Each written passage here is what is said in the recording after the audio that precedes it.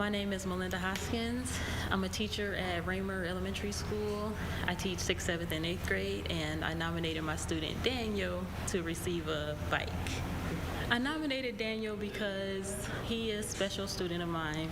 He actually rose 3 grade levels in his reading this year, which is a huge thing because reading is not his favorite thing to do, but it's something that he's really decided to improve on because he has goals. His background is somewhat difficult, but he has persevered, and I admire him very much. He's just a great kid. He's an absolutely wonderful young man, and he has a bright future. He does live in an area that is not always safe, and it's nice that he'll now have reliable transportation and then also a lock to where he can keep his transportation. And I'm really proud of him, and I think he's the perfect one because he deserves a treat. He deserves to feel special, for his achievements to be honored. Teachers, they really look out for our kids, and that's exactly what Raymer Elementary teacher Melinda Hopkins was doing when she nominated Daniel Rader for the Charles Boyk Law Bikes for Kids program. Andrea Young joins us from Boyk Law this morning. How wonderful is this to see these teachers? Man, they really pay attention to our kids, don't they? They really do, and I really loved hearing Miss Hoskins tell us how Daniel rose 3 grade levels in reading this year and how he decided to improve it on his own because he has goals. So I just loved hearing that. It was also touching to hear her describe Daniel as an absolutely wonderful young man, and she sees a bright future for him. So Miss Hoskins, thank you. We appreciate your nomination. Yeah, wonderful. And, you know, he's got a pretty cool looking bike too, I noticed. That's, Worse has really hooked him up. He was zipping around on that, so it's cool to see. And Daniel, we're proud of your hard work this year, and we hope to hear many more of your achievements. Yeah, great job with reading, and he has that lock to lock it up and make sure that he's taking good care of it. And yeah, he's gonna ride in style there. I like that orange. That's really fun, isn't it? It is. You know, a lot of kids are riding around the neighborhoods right now and just having fun, enjoying the summertime. And this is also the time of year, though, where we see, maybe some dogs are out too, and they might not be on their leash, and kids are gonna want to maybe pet them. They love dogs, don't they? So, but we have to be careful, don't we?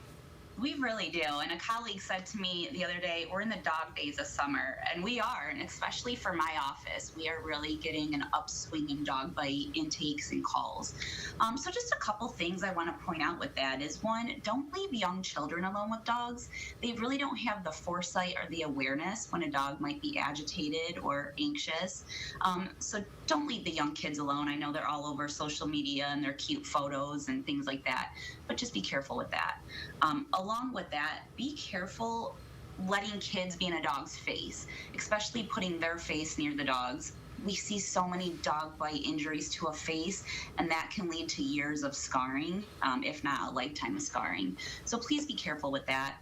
If a dog bite does occur, sometimes they just cannot be avoided. They need to be cleaned immediately, and I recommend it's cleaned by a professional. Oftentimes we see that a dog bite, or I should say that an infection is worse than a dog bite itself. So it needs to be addressed immediately. Now is not the time to do at-home remedies and try to clean it yourself. Yeah, as you mentioned, you could be dealing with some of that for years to come if it's not, handled appropriately. When it comes to dogs maybe not being on a leash or running around the neighborhood, as somebody gets bitten, a kid maybe, is there any kind of liability there? There is. So definitely give our office a call. It is a case-by-case, very fact-specific situation, so we will have to evaluate, but there very well can be liability. So we need to get a call immediately so we can start investigating that and hopefully get compensation for the person who was injured. And for a pet owner, maybe do you have any advice for them? Keep insurance. Homeowners insurance usually will cover it, so you definitely want to talk to your adjuster and make sure that you do have adequate coverage. Medical expenses for a dog bite can be very expensive, especially if there is plastic surgery involved, skin grafts, things like that. So get with your insurance adjuster and make sure you do have coverage. Good advice this morning, because we love our dogs, but like you mentioned, sometimes the dogs don't like it when you get up in their face or they don't know you, and kids, they mean well, but and dogs mean well too, but sometimes we just have to be careful because they can't talk to us, the dogs, so we don't know when they get out of my face, so that's how they react. So great advice for families this morning. And hey, this is week 6 for Bikes for Kids, so we still have a few left to give out that we're looking forward to. Yeah, we have 4 more winners to announce, so I'm excited to announce those in the weeks to come. Very good. Andrea, thank you so much for joining us this morning. Thank you. Yep, take care.